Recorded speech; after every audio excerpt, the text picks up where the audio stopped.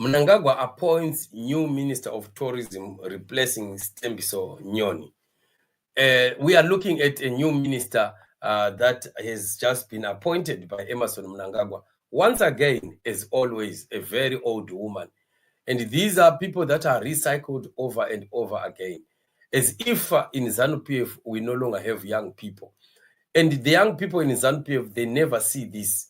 They don't see this happening. When the first time that we saw young people being incorporated into the government of Emmerson Mnangagwa, we thought that this was a shift of policy. We thought that this was an introduction of a new way of doing things, only to discover that no. It was far from bringing in young blood. We discovered that the young blood are either Mnangagwa's relatives, Mnangagwa's girlfriends, or Mnangagwa's sons. And that's what we've seen. With these three categories, you can put Tonga Mnangagwa there, Kuda Mnangagwa there, you can put Barbara Rhodes there, you can put Tenda Mavetera there. And you see, that's exactly, you can put Jennifer Muswere there. You can see for yourself that it is all about nepotism. It has nothing to do with exactly, what should be done. But unfortunately, that is the modus operandi of ZANU-PF. The Newshawks report that Mnangagwa has appointed Evelyn Ndlovu, Matabeleland South Minister of State for Provincial Affairs and Devolution, as the new Minister of Environment, Climate and Wildlife with immediate effect. Ndlovu is former Minister of Primary and Secondary Education. So this is the recycling that we are talking about, that Mnangagwa seems to be running out of people to put into positions of power. And one thing that we know, of course, that is causing all this is that he is looking for bootlickers. He's looking for tired horses, that cannot challenge him. At times he's afraid that young people might be too innovative.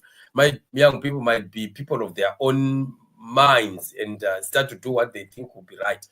He wants these people who don't question, who don't ask questions, people who just say yes. Those are the people that work with Emmerson Mnangagwa. Otherwise, nobody else. And we see our young people, especially those that are in ZANU-PF, dancing, twerking, and ululating for recycled wood. Right now, imagine we have Kembo Mohad, who has just continued to be forced to be there, while the man is in pain, while the man is, in serious sickness.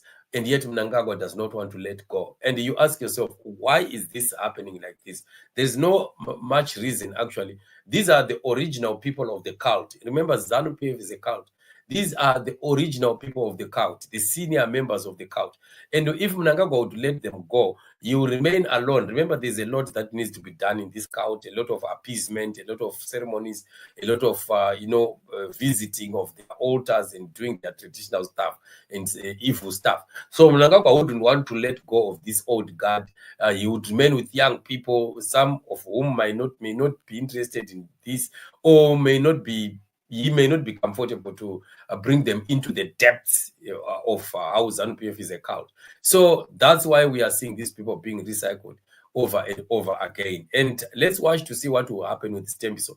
There was a rumor that she might be pushed to the position of vice president, but while at the same time we are hearing PV Swanda also likely to be pushed again to the same VP position. But these two, remember, these two are the side of Zipra or Zapu, and these are the people that would go in that direction.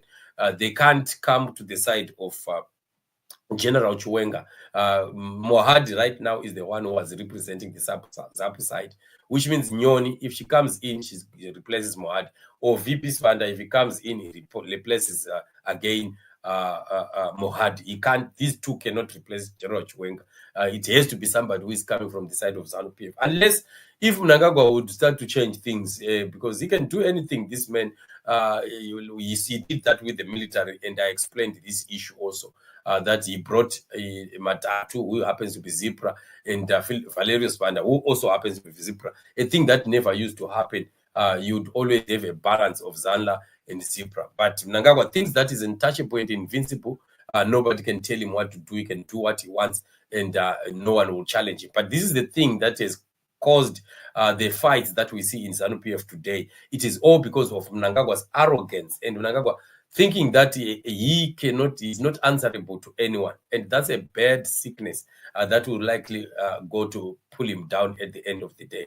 But let's continue to stand and watch and pray and declare the living word of God over the nation of Zimbabwe. We are intercessors that pray for Zimbabwe. Let's not tire to pray. We are getting there. The freedom for the Zimbabwean people is not far from now. We believe God for his word, and we continue to march like soldiers of faith. We know that freedom is coming tomorrow.